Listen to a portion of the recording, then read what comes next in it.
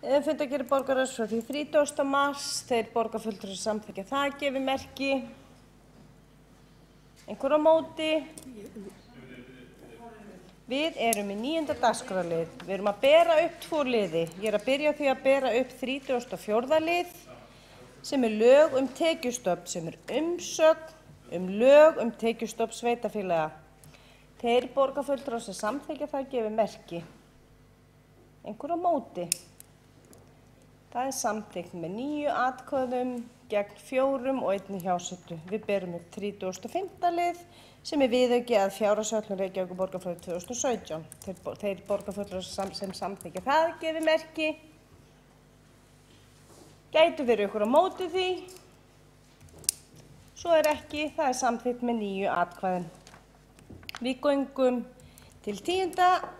dagskrárliður og leggjum fram fundargerðir aukafunda forsætisnefndar frá 21. mars. Við þurfum að bera upp 1 dagskrárlið þar.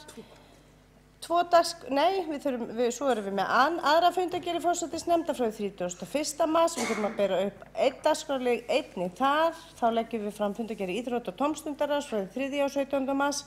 Fundargerðir mannréttindaráðs frá 28. mars. Fundargerðir menningar- og ferðamálaráðs frá 27. mars. Fundargerðir skóla- og frístundaráðs frá 22. mars. Fundargerðir stjórnkerfis- og lýðræðisráðs frá því 20. mars. Fundargerðir umhverfis- og skipulagsráðs frá því 22. og 29. mars. Og þá hefur borgarfulltrúi Líf Magneuðdóttir óskað eftir því að taka til máls undir þessum dagskrárlið. Já, ágæti forseti og borgarstjórn. Ég kem hérna undir fyrsta lið, undir 10. lið, fyrsta lið til að forsætisnefndar breyting og samþykkt kjör og starfsaðstöðu kjörinna fulltrúa. Fyrir liggur tillaga sem við höfum unnið á vettvangi forsætisnefndar varðandi samþykktir. Tillagan hljómar svo: lagt er til að samþykkt verði að gera breytingar á samþykktum kjör og starfsaðstöðu kjörinna fulltrúa hjá Reykjavíkurborg, þannig að heildarlaunakostnaður borgarfulltrúa og þóknanir annarra kjörinna fulltrúa taki framvegis breytingum til samræmis við launavísitölu. Grunnlaunin skulu miða við þróun launavísitölu frá síðasta úrskurði kjararáðs fyrir upphaf tímabilsins sem rammasamkomulag aðila vinnumarkaðarins miða við, það er marsmánuð 2013, og uppfærast í janúar og júlí ár hvert. Breytingin skal miðast við 1. nóvember 2016 og er skrifstofustjóra borgarstjórnar falið að vinna nauðsynlegar breytingar á samþykktinni. Við þekkjum svo sem öll tildrög þessa máls. Við biðum eftir því að þingið myndi taka af hvort myndi taka þessar kjararáðshækkanir og hækka laun sín í samræmi við þær. Við gátum ekki kynnt þessu, við ræddum þetta fram og tilbaka. Málið fór héðan úr borgarstjórn fyrir forsætisnefnd á fundi 15. nóvember 2016. Við höfum reynt að fjalla þessi launamál á sanngjarnan hátt. Hérna erum við sem sagt að taka í burtu tenginguna við þingfararkaupið og miða við almenna launavísitölu.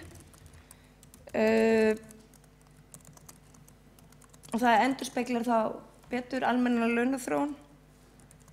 Og við erum líka að gæta samræmis við það samkomulag sem var gert við aðila vinnumarkaðarins og SALEK samkomulagið svo kallaða. Þannig að ég legg til að við samþykkjum þessa tillögu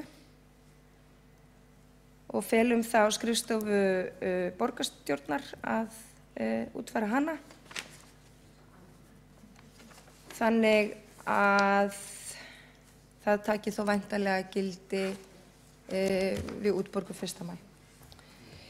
Þetta er hreinlegt, þetta er gagnsætt, þetta er skýrt og við erum ekki að kokgleypa þessar svakalegu launahækkunar sem þingið fékk. Þannig að ég legg til að við samþykkjum þetta í mesta bróðerni. Þá er borgarfulltrúi Líf Magneuðdóttir lokið máli sínu og þá er borgarfulltrúi Kjartan Magnússon óskað eftir því að taka til máls.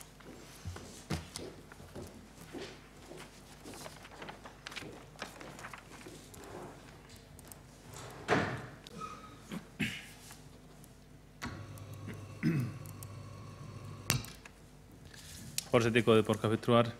Það voru launamálin.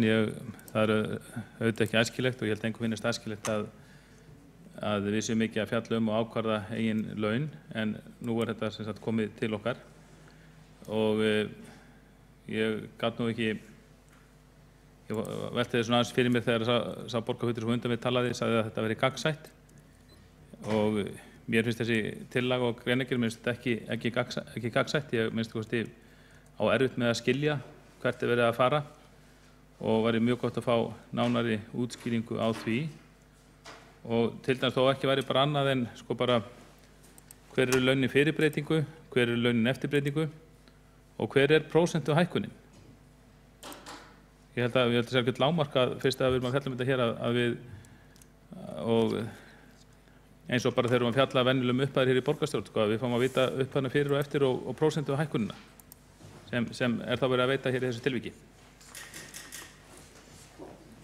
Þá hefur borgarfulltrúi Kjartan Magnússon lokið máli sínu og borgarfulltrúi Líf Magneuðsdóttir óska eftir því að veita andsvar við ræðu borgarfulltrúans. Það var sjálfsagt að svara þessu. Sem sagt, ef að hækkanir hefðu tekið gildi samkvæmt úrskurði kjararáðs hækkun þingfararkaups, þá hefði grunnlaun borgarfulltrúa hækkað sem sagt úr 593.720 krónum í 856.949, en með þessari samþykkt þá munu grunnlaunin hækka úr 593.720 í 633.505 eða 6,7% hækkun.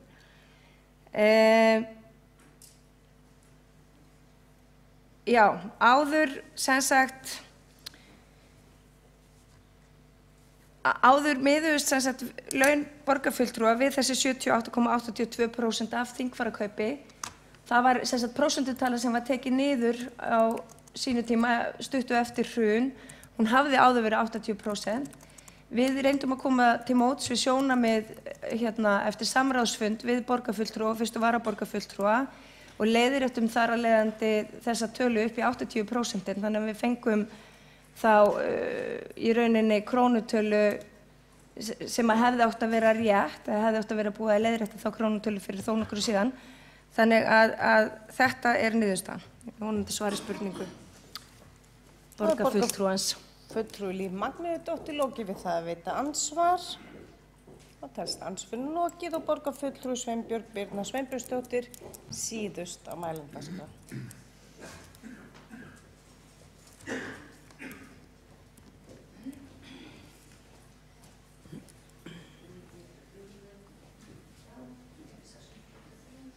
Hvað er nokkað ræðutíma?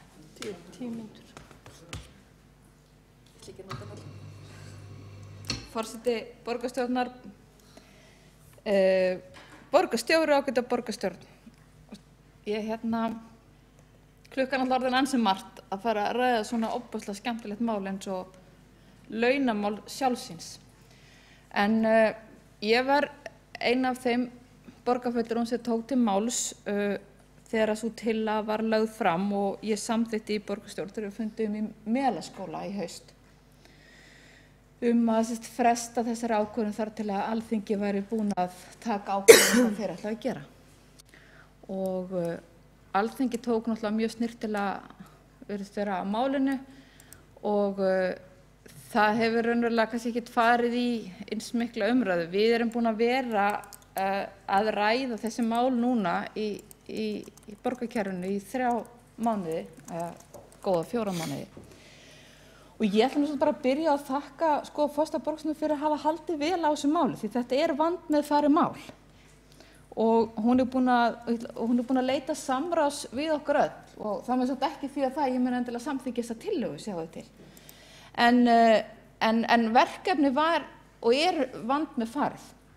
Það er í fyrsta lagi mjög erfitt að setja í þeirri stöðu að vera að ákvarða laun sín sjálf.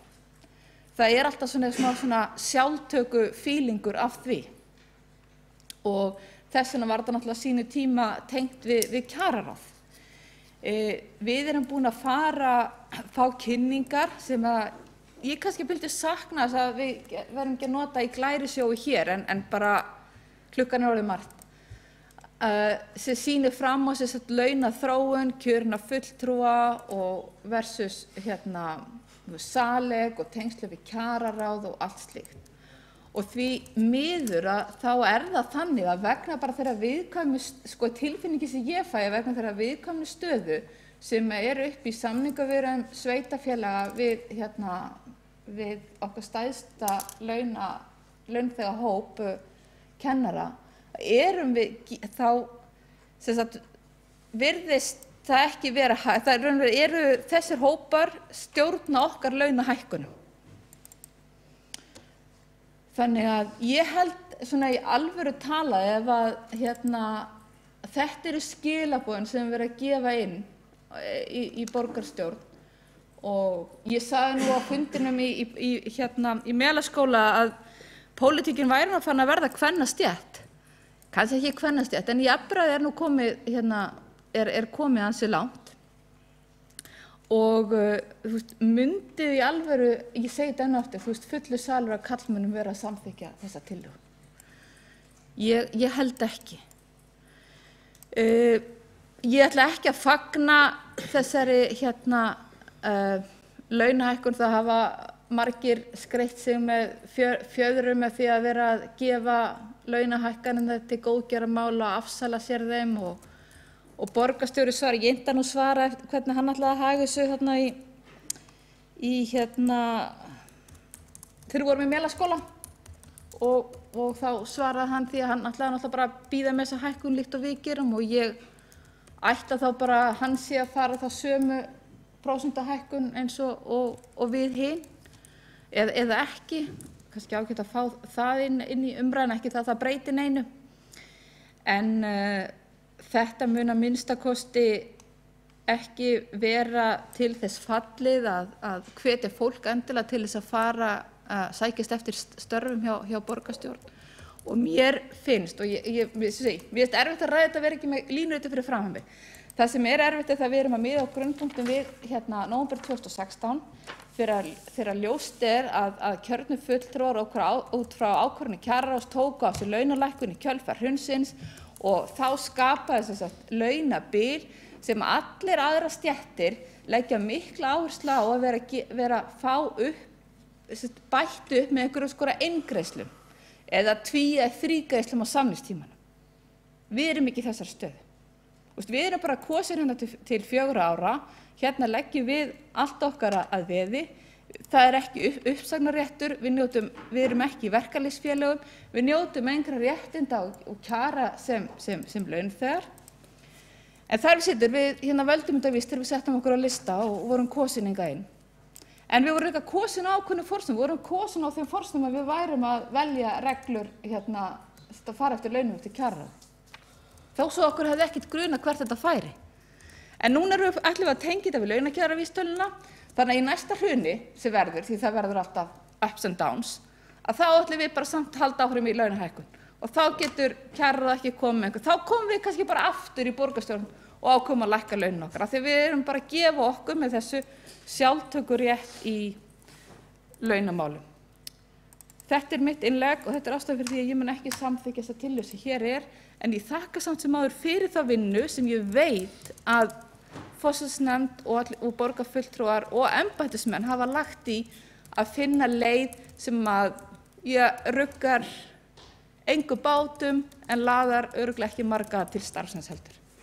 Takk fyrir. Það var borgarfulltrúi Sveinbjörg Birna Sveinbjörnsdóttir, loki máli sínu. Óskar borgarfulltrúinn eftir að veita ansvar, alveg viss. Þá óskar borgarfulltrúi Líf Magnúsdóttur eftir því að veita ansvar við ræðu borgarfulltrúans. Já, forseti, borgarstjórn, ég vil endilega lengja þessa umræðu.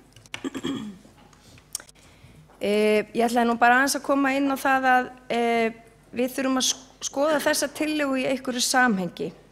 Og það liggur fyrir að við erum að fara að fjölga borgarfulltrúum og við erum að fara að taka stjórnkerfi Reykjavíkurborgar til endurskoðunar og við erum að fara að skilgreina kannski hlutverk borgarfulltrúa með einhverjum hætti upp á nýtt. Þannig að þetta í rauninni tillaga sem endist út árið og svo þurfum við kannski að endurskoða fyrirkomulagið í framtíðinni.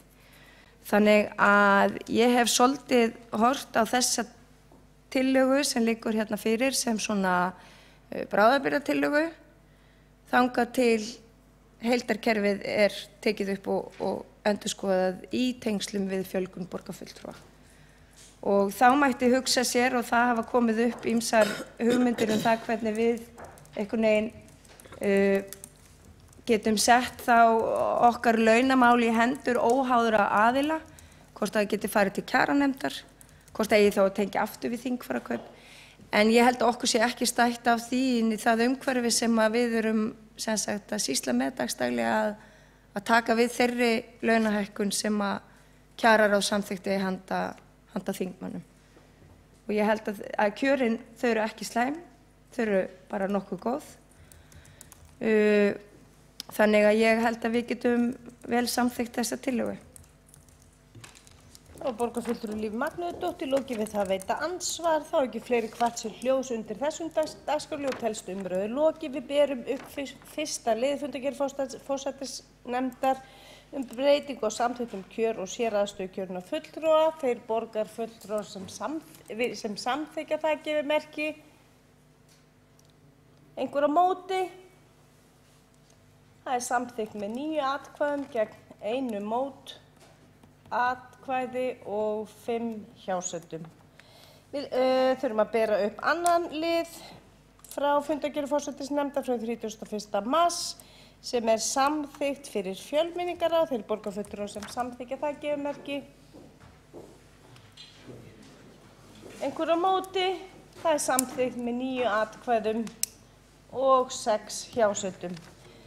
Þá dagskráin tæmd. Ég bíð eftir við þurfum að fá bókanir undir fyrsta dagskrárlið. Það verið boðaðar bókanir. Þá kemur borgarfulltrúi Guðfinna Jóhanna Guðmundsdóttir og ber upp sína bók.